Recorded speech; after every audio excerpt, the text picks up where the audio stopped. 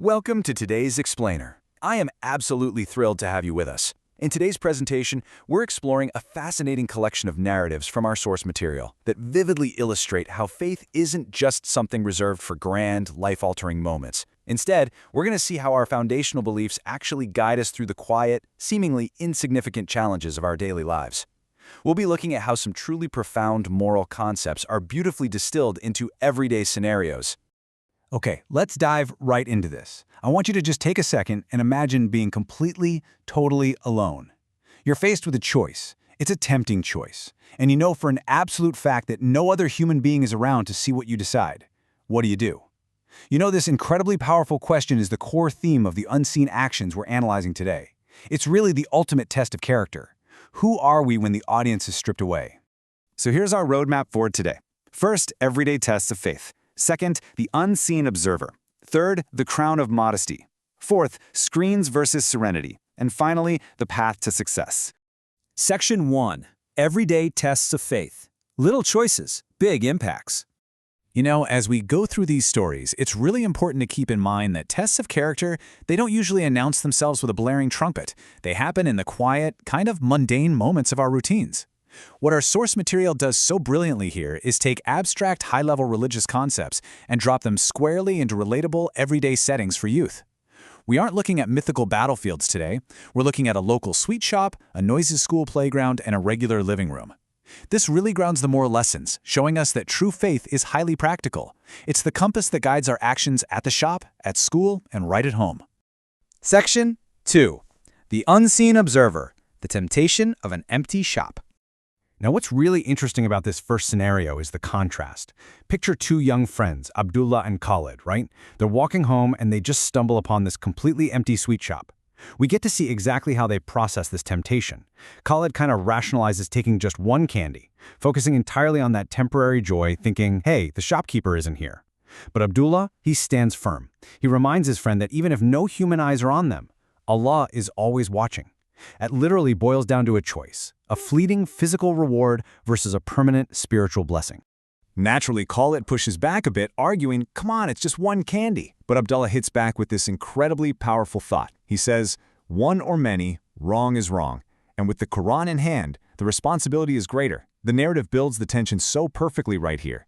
Just as Khalid reaches out his hand, the evening wind blows through the shop curtains, and the Maghrib is on. The call to prayer starts echoing in the distance. Talk about a reality check, right? The whole atmosphere shifts. Khalid actually feels the weight of Abdullah's words pierce right through all his rationalizations, and he immediately yanks his hand back.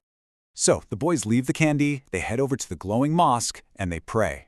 Afterward, filled with this profound sense of inner peace, they actually go back to the shop, and this time the shopkeeper's there. Khalid pulls out his money and buys the candy the right way. When the shopkeeper figures out what just happened, he smiles and drops the concluding moral of the story. Those who fear Allah are never at a loss. It just perfectly hits the nail on the head, showing how recognizing that unseen observer and choosing honesty brings the true, lasting reward.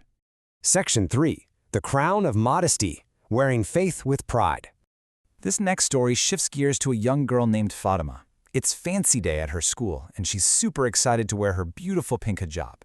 But before she heads out the door, her mother shares this absolutely brilliant visual metaphor. She holds up two candies. One is totally unwrapped and exposed to the elements, and the other is beautifully wrapped and perfectly clean. When Fatima obviously goes for the clean, wrapped one, her mom explains that we cover and protect the things that are most precious to us. And wow, does this lesson become a vital shield for Fatima later on? When she gets to the windy school playground, she faces some serious teasing from kids about wearing heavy clothing on a nice day. Now, to really grasp why her mother's words brought so much comfort when Fatima came home feeling down about the teasing, we need to unpack the concept of haya. Haya generally translates to modesty or shyness, but it is so much deeper than just the clothes you wear. It's this internal virtue coupled with an external practice that brings honor, respect, and protection from harm. The hijab, in this context, is literally the physical manifestation of that internal virtue of haya. Her mother comforts her with this beautiful, resonant phrase, "Haya is our best jewel." And man, this changes absolutely everything for Fatima. The realization that her modesty isn't some heavy burden, but rather a precious jewel, it completely transforms her fear and sadness into this immense, rock-solid confidence. She goes back to school wearing her pink hijab with so much pride. And here's the best part. By standing so tall in her beliefs, the exact same peers who are mocking her, they eventually come to admire her bravery and actually want to play with her. It's such a fantastic lesson on truly owning your identity. Section 4. Screens versus Serenity. The battle for our time. And this brings us to a hypermodern trap pretty much all of us face, illustrated brilliantly through a boy named Khalid. Khalid's entire world is basically shrunk down to the size of his mobile screen. It's that classic daily tug-of-war, isn't it? On one side, you've got mobile games, dishing out temporary joy, endless distraction, and that incredibly familiar excuse of just one more level.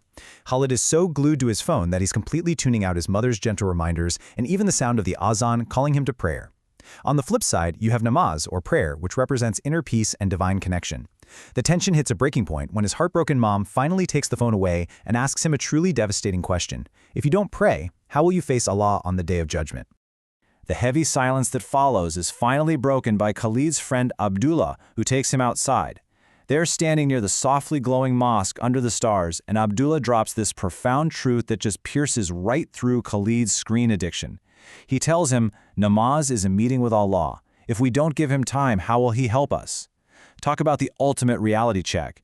It completely shifts the idea of prayer from being this annoying chore that interrupts gaming into a vital, top priority meeting with the Creator. From there, the source material maps out this beautiful, structured process of repentance for Khalid. First comes the realization. His eyes fill with tears as it hits him. He admits he forgot his faith and ended up hurting his mom. Step 2 is immediate action. He goes and performs wuzu, which is ablution, and offers a sincere namaz, making a promise to himself never to waste his prayers again. And finally, step 3 is a heartfelt apology to his mother. He kisses her hands, she hugs him with tears of absolute joy, and reminds him that, look, while a mobile phone might be a necessity these days, faith is our true, lasting identity. Section 5. The path to success. Winning the everyday tests. So the crucial point here is that true peace and genuine success, they come from deliberately aligning our daily actions with our core values. Let's do a quick recap of the key takeaways from these children's experiences.